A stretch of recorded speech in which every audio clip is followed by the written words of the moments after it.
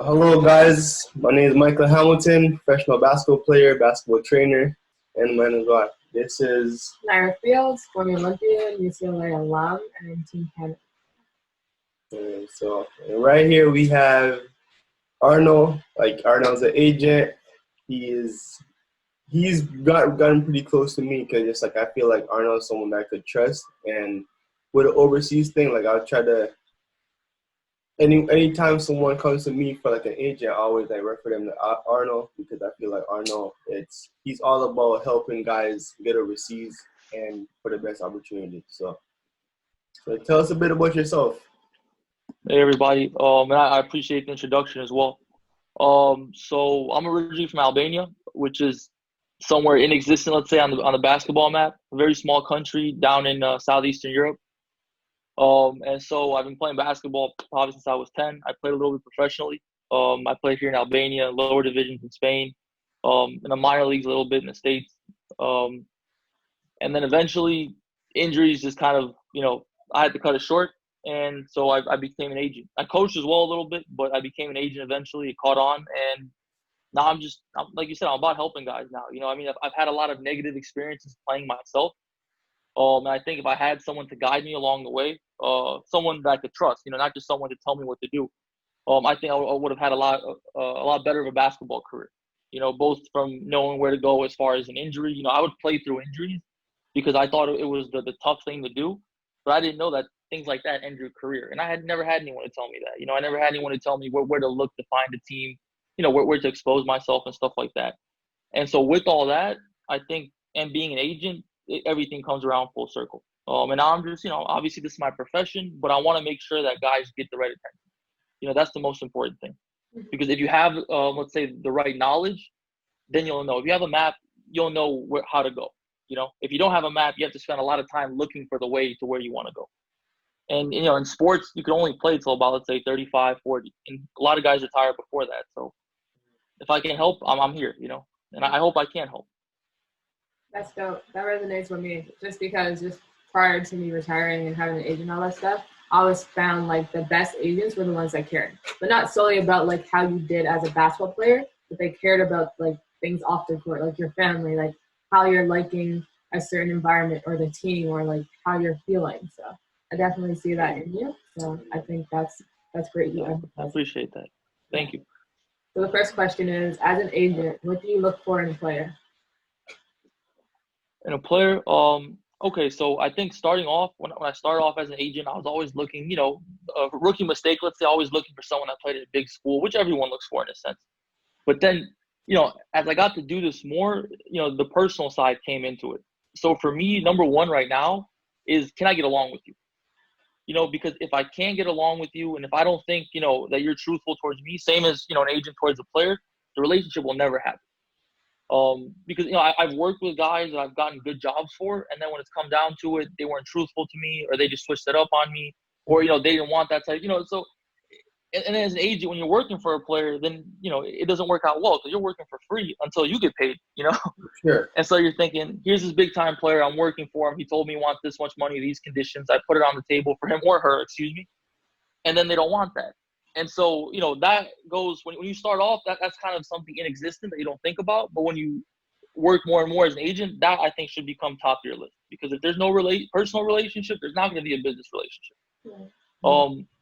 On the court, I guess I could speak maybe for all agents. I think a lot of agents, as the market trend goes, big guys, or big players, let's say taller players, let's say 6'6", 6'7", 6'8", and up, are always in demand because that's what teams want. Yeah. Guards now are getting really good. That big guards are also in demand. A guy kind of like Michael, 6'4", 6'5", who you can put at the 1 if needed, but then also take all the way to the 3. But then he can guard the 4 as well. Mm-hmm. There's a lot of markets that want players like that because they can only have 1 or 2 imports, and that type of players is good for them to kind of interchange. Right. Because a big thing also is that when you're an import, a lot's expected from you. Yeah. So, one day the point guard's going to have a game and you need to play at the 2, let's say, but then the next day the domestic point guard's not going to be well. The 2 is going to have a good game and you got to play at the 1. So I think the biggest thing is guys that, are interchangeable, That's the biggest thing. If you can play a lot of positions, you'll definitely get your money's worth. Yeah, for sure.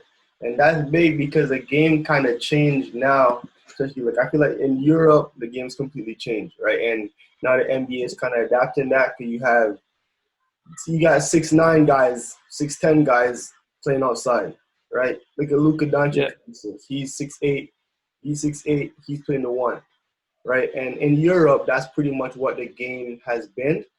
It's big guys playing outside. Small guys getting inside, right? So I feel like that's a big thing too. And for me, like playing overseas, that kind of helped me with me playing over here, where it's more one-on-one, and overseas all about ball movement and all that kind of stuff, right? Yeah, exactly. That's Exactly. Things for sure. Nope. No, I agree completely. I mean, that's the difference, I think.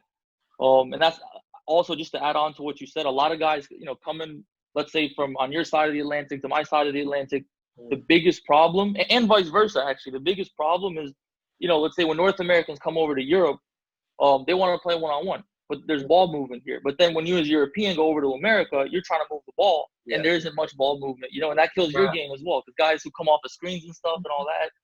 And so, but, slowly it's getting there, I think. Yeah. So, for the next question, like it's kind of, I've gotten like a lot of these questions about me going overseas and stuff like that, and I've gotten cheated in the past and stuff, but there's this term on social media is called middleman. Like, could you elaborate a little bit about that? Okay, so I think if I understand you correctly, so as far as agents and how they work, right? As far as money, which you pay up front, after, okay. So basically, if an agent asks you for money, okay, whether they have a license, they don't have a license, whatever, middleman, whatever you want to call them, someone that finds you a job and makes commission, because, okay, there's a lot of agents out there that work with the NBA, FIBA, and then there's a lot of guys that work as middlemen who, aren't recognized as agents, but, they have connections and they do it on the side. Anybody's going to find you a job. Do not pay up front. Yeah. That's, I think, the biggest thing. And if you do, understand that you're paying this person, and there's a chance that maybe they can get you a job. It's not standard to do it. But if you do, my biggest thing is, don't say you were conned, because you're paying them money, and there's a lot of people out there like me saying, don't do it. Do not do it. So, because all of us work, I'm working for free until I find a guy a job. So I don't think it's fair either for somebody else to be making $200-$300, and then you don't know if they're working or not. It's like, there's guys that work for free over here until they get paid. So that's number one. Don't pay anybody up front. Number two, usually how it works, at least in Europe, I know in America it's different, but in Europe, if an agent finds you a job, they negotiate with the team to get their percentage. There's instances where teams say, look, we can't pay your percentage, get it from the player. Then you talk to the player and you say, look, I have a contract for you. This, 1 in 10 happen where the team wants me to get commission from you. Do you agree? And if the player agrees, then you have an agreement. Yeah. But never pay up front. Never pay up front. And usually 9 out of 10 teams pay agents the commission fee. 9 out of 10. Yeah, that's like a big thing, because it's like, I've gotten scared myself, because just like me coming to like a small school and stuff like that, like you're hungry to get opportunity, right? And me, like I've always wanted to be a professional basketball player, right? Even when I was in college, I'm like, I don't want to be in college, right? I don't really like school. Like I want to get paid to play basketball, pretty much, right? And I know there's a lot of guys out there they're hungry to get opportunity, but it's these guys that call themselves middlemen, that's like, they'll message you like, I'll get your opportunity for $5,000.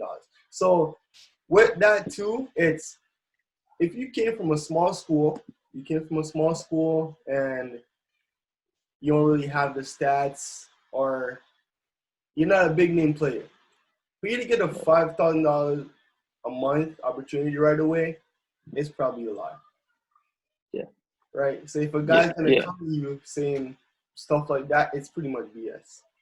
Right. Yeah, I would agree. I mean, there's just Cinderella stories, but there's a reason there's Cinderella stories. So for sure. It's very rare. I mean, look, the market in Europe is a great place to really let's say put yourself on a podium.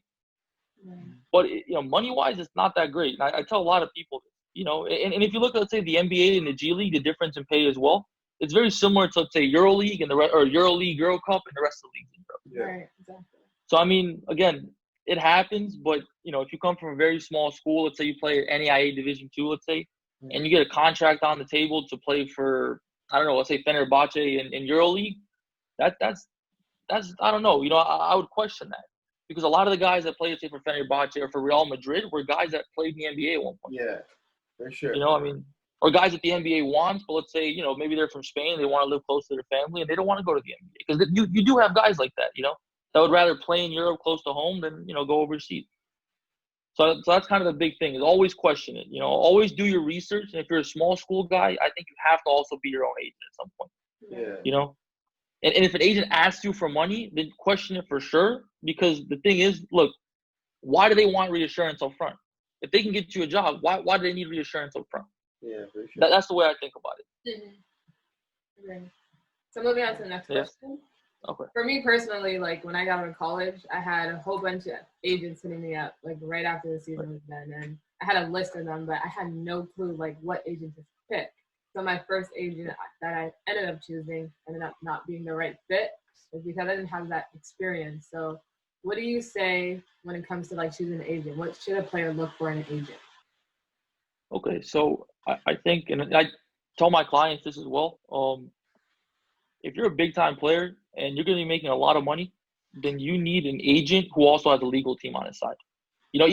Okay, so maybe your best friend is an agent, you trust him and all that, but you still need somebody with the legal team, because there's going to be a big contract on the table with a lot of money, and whenever there's a lot of money involved, there's always elbows, so it's unfortunate, but so that's number one. If you're a guy, let's say, maybe not a big school, let's say middle school or smaller school, then definitely find someone who's going to work for you. Even if they're a smaller agency, I think if you click, similar to how me and Michael click, that's cool. Because, you could, let's say, go with a big agency and be, the 10th shooting guard on their list. And they're looking for 9 guys in front of you. And you're saying, I'm with the big agency, why am I not getting a job? It's probably because they haven't started working for you yet. That's just a sad truth of it. So, again, if you're gonna be a big money guy, go with a good legal team. If you're someone who I think is gonna get some decent money, maybe not huge money, find someone that's a good fit for you. Someone that's gonna be honest.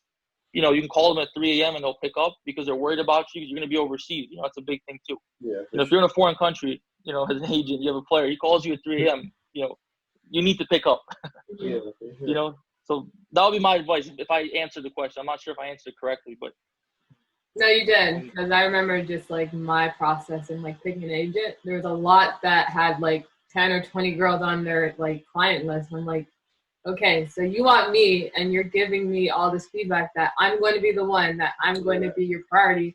However, you got 20 girls on your client. You got like girls and men. There's no way I'm going to be your priority. Like, obviously you're trying to keep everybody happy, and you really can't do that with a really big client list. So like, that's one of the things I kind of like noticed through that process, and just like understanding that. I had to learn the hard way actually, but like in the moment it was kind of like appealing, because it's like you see a player that's really good and you're like, oh my God, that player is a really good player. But then you don't take into account that the fact that you guys are actually competing for jobs.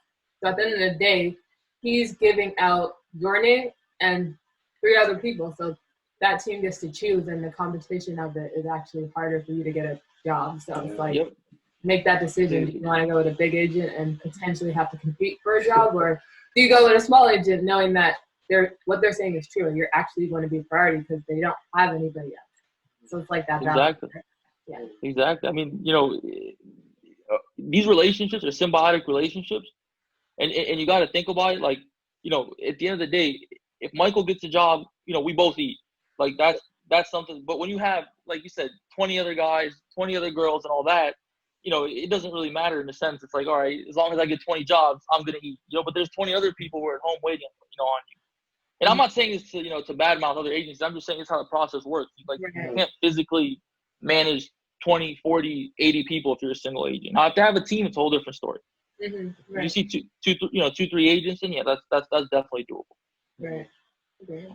So what me like so me getting my first contract overseas and stuff like that, like I wouldn't say my relationship with my agent was the best relationship, or it wasn't what I would like it to be like.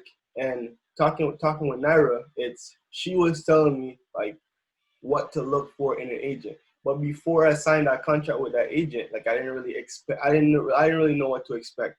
I was kind of just going with the flow and I was hungry to get a contract. So I was just like, yeah, I'm gonna sign with an agent, regardless of what happened. I'm just trying to get a job, right? So I want you to kind of just speak on what a player agent relationship should be like. Honestly, it depends on the agent because look, okay, so you have some, and there's partner agents that I've dealt with as well, where there's guys who are really professional, and I've dealt with them at first. And I'm like, man, these guys are stuck up, like this and that. But then the more I work with them, I realize that's just how they are. They're good people. They're not bad people. They're honest. They're hardworking, but they're very professional in their daily life as well. Mm-hmm. And then there's guys who, in a sense, just talk to you. Similar how, I talk to people. I'm never an agent, a player, whatever I am when I walk outside. I'm just me. And there's a lot of guys like this as well. So I think regardless of the attitude of the agent, I think the most important thing is just to make sure that they're honest. Yeah. Because if you catch an agent lying once or twice, then it's like, all right, that's not cool. Right. Red flag. Sure. Yeah, red flag, exactly.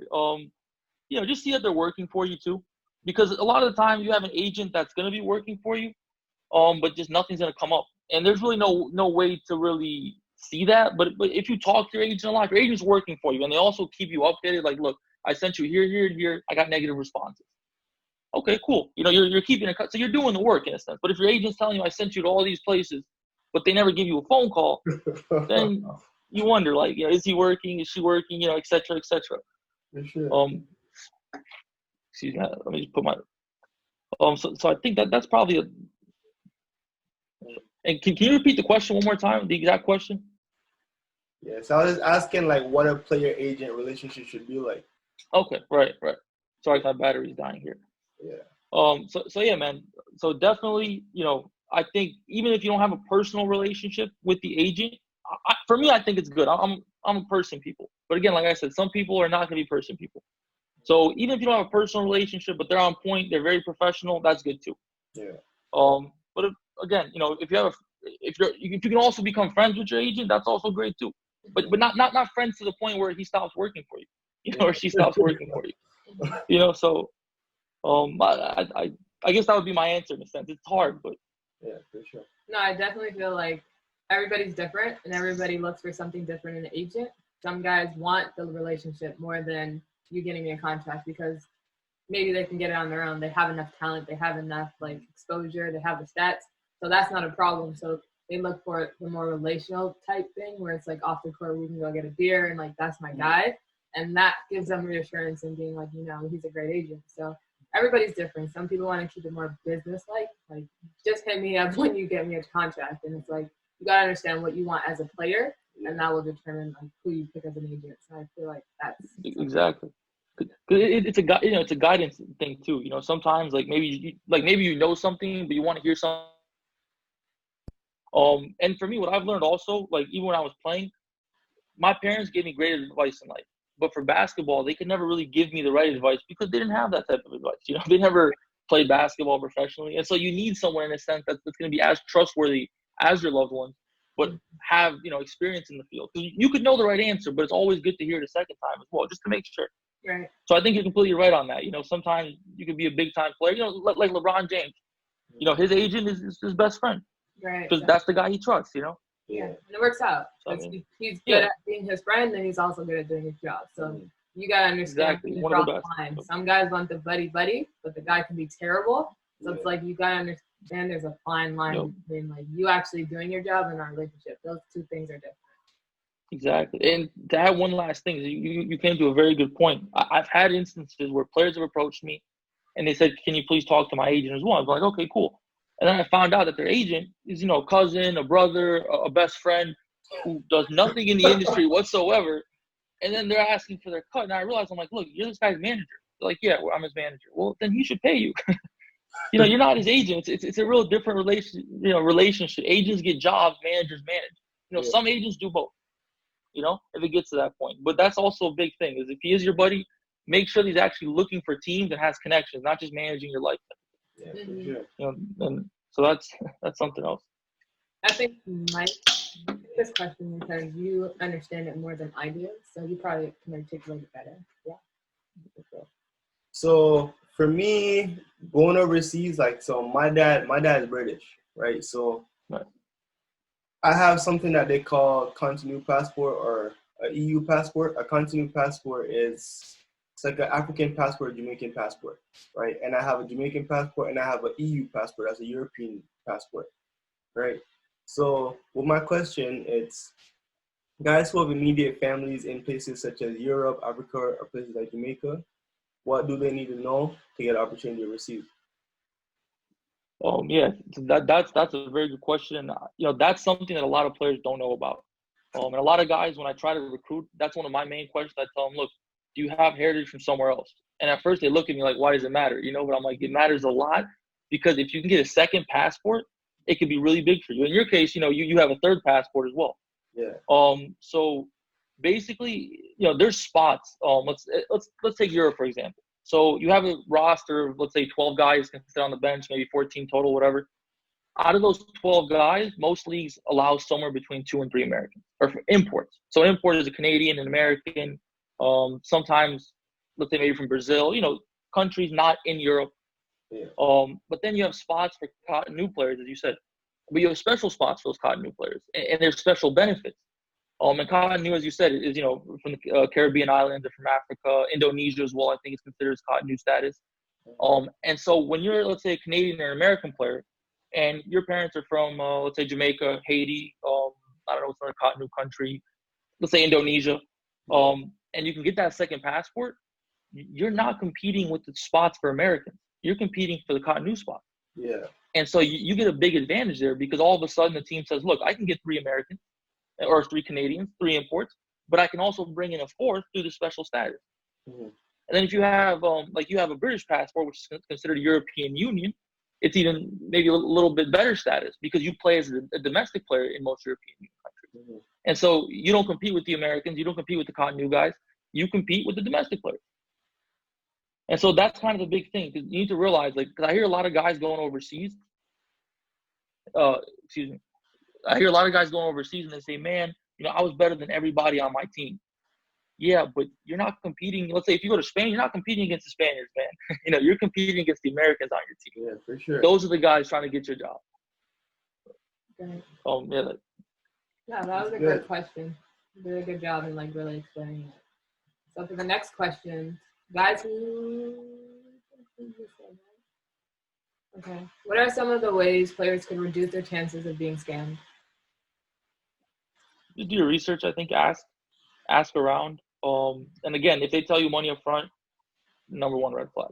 That's just it. You know? Mm-hmm. If you're paying them, then that's you can get scammed right there. Mm-hmm. Also there's these fake contracts going around that I've seen. Definitely do research, you know, because sometimes you have this club with I don't know in Qatar, and then the coach's name is John Doe.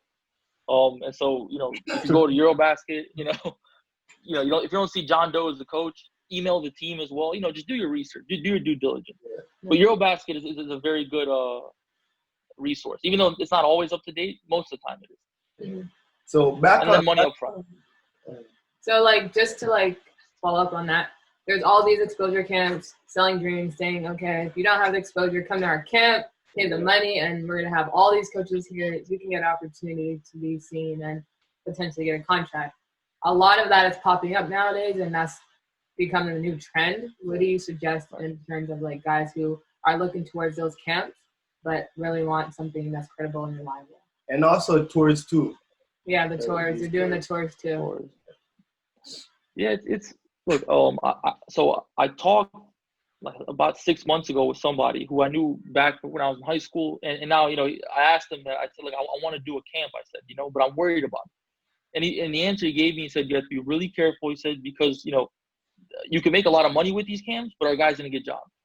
Right. And so that kind of stuck with me. And so there are some camps out there that are that are really good that get you jobs, but then there's a lot of camps that don't. So I think for me, and this is an answer that I kind of took from somebody, let's say, a bigger agent. He said, save your money if a team wants you to go on a tryout. If the camp doesn't seem credible, don't pay money to go to a camp. Instead of paying money for a camp, try and get a team to invite you to try out. Yeah. I think that would be the better way to do it. Mm-hmm. Because camps are iffy. Like I never promote camps personally because it's iffy. Even a really good camp, you could go and maybe not get looked at. There's 250 people there. It's a needle in the haystack. Does that also like consider the G League? Because the G League's having open tryouts because it's been getting a lot of like notoriety and like people are like, it's really big time now, I guess. So now people are looking to that path to like the NBA, and they're actually using that as a way to have an open tryout, make more money, knowing that they already have their 12 guys. So can you talk a little bit about that? I think the G League camp. Okay, so of course chances are very slim for the G League camp, but for me that would be money. I think that even if you want to just throw it away. That's a chance at a Cinderella dream. Yeah. If I would go to any camp, I would pay for the G League because you know what? If you do get picked, there's a lot of benefits. That's one camp that I'll probably go to, even though you're gonna know that chances are very slim, going into it. But other camps, again, as I said, know that there's more of a chance you won't get a contract than you will, unless it's like a really good camp that has consistently been producing players year in and year out. Mm-hmm. But the G League, I've seen very good professionals go to G League camps and they haven't gotten contracts. They've been invited to training camp a couple of days and then cut. Guys that have played in Europe in decent leagues, so it's also very hard to get into the G League. Mm-hmm. But it's money. I think that you could spend on a dream and not worry about it. At least I would say so. Right. Going to the G League camp, but know that chances are slim. Right. So my next question, it's for guys going overseas, like getting their first contract. So when they get their first contract, it's some guys expect to go there and they expect it to be heaven pretty much, right? They're just thinking everything's going to be glamorous, everything's going to be perfect, exactly how the contract says. So I want you to just go over that a little bit and just talk about what guys should expect when they sign their first contract and what to look for in their first contract. Okay, so yeah, there's definitely different ends of the spectrum, right? So I had a personal experience actually. So there's a Canadian player out of Toronto. It was one of my clients at first, and he came, and I want to shout him out. His name's Trevor Andrews. And I helped him get a contract here in Albania. And for me, it was one of the worst experiences I've had as an agent with the team, not the player, the team, because he came over here. He was perfect in the negotiation process. He wanted a job. Very well-mannered guy. No issues on his end, man, honestly. And he came over here, and the team, they stuck him in a hotel in this village outside of the city where, look, Albania in cities is pretty, it's pretty modern. But when you go out to villages, it's pretty rural, And I don't mean no disrespect, but it's a place that me, as a domestic guy here, I wouldn't go to that hotel and stay out there a week by myself, Yeah. and they put him out there because it was close to the gym, and they kept telling him, "Oh, we're gonna get you to the house. We're gonna get you to the house." They wouldn't pick up his phone calls and stuff like that. And luckily, I was here 20 minutes away. I would drive every day, or every other day, whatever, if he needed stuff. But for me, that was horrible because I'm thinking to myself, you bring a guy from a modern city like Toronto, Canada, to this place all the way out in Eastern Europe. Mm. And what do you think that's going to happen? And how is he going to play? How does that affect the guy psychologically? If you put me there psychologically for a week, I wouldn't want to play basketball anymore, Yeah, and sure. So that's a story that I use that you have to be careful about. Don't listen to what they say always, because hope for the best, always prepare for the worst. Yeah. Not that every situation is going to be bad, but you could really go and have culture shock. You could go and someone drops you off at your, at your hotel or apartment, and you don't get a call in a week. These bad things could happen. So always be prepared, because if you're prepared, you can have some of the best time in your life in certain places. Because there are teams that treat you really good. There are teams that, bring you in as part of the family. But you have to be prepared, because there are some teams that, will just forget about you once you're there. Yeah. And just expect you to walk to the gym like you're a local, and you're like, I don't know where I am, So, yeah, for sure. But definitely be prepared, I think. Definitely be prepared for the worst, but, you could have some good situations, a lot of good situations.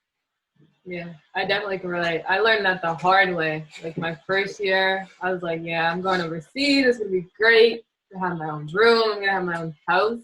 Completely nothing like I expected. Once they got me there, I got my first check, and then my next check, they were kind of like playing with it, saying they had it, and then I didn't get it until like the next month, and then I'm already like a pay late, and I'm like, yo, where's my money? So like, there's so much stuff that can happen throughout the season. Don't go in thinking like, yo, since you signed the contract, everything's gravy, because teams are unpredictable. They can tell you all this stuff like, oh, we want you, we're gonna give you a nice house, you're gonna have this car, and it's in the contract. Yeah. However, they understand that if they don't give it to you, there's really no immediate repercussions. Like, you're not going to get in trouble right away. So they have that understanding, and they kind of like use it until you really get like dirty and be like, yo, if you don't do it, I'm leaving. Like, you always have to threaten them with teams like that. So it's like, it's crazy. And with her, she didn't play in a small league. So with these situations of people not getting the money that they're supposed to be getting, or what's on the contract is not actually happening, she didn't play in a small league. So she played in a big league. And with her resume is very respectable, right? And that stuff is happening to her. It's happening to her. So it happens to anyone, especially when you sign big contracts. Like, they'll try to do whatever to give you the least of it. So, like, you got to be really careful. Yeah, there was. I saw another agent shared something on Facebook. It was top 10 leagues that have money troubles, and I think like 4 of them were. I think Turkey was in there, Greece was in there, Israel was in there. So I'm thinking the smaller leagues. These are big basketball countries, not just leagues. And big countries as well, with a lot of money going around in these countries. So it's very true. Yeah. So you already answered this question, so I'll just go into the Q5. Right. So what we have basically is the Q5, the quarantine 5. So I'll just ask you 5 questions, and you just answer them in one sentence or one word. Okay. So the first question is, what's your go-to snack? Go-to snack. I say here in Europe, Kinder Buenos. What is that? I know what it is, but most people don't. It's a bar, and it has like it's like a wafer chocolate. I don't. To be honest, I don't like chocolate. It's good. It's pretty good. Like, yeah, I mean those have been. I'd say in the States, Reese's though. Yeah. Okay. Yeah, that's not like worldwide. They have Reese's. Yeah.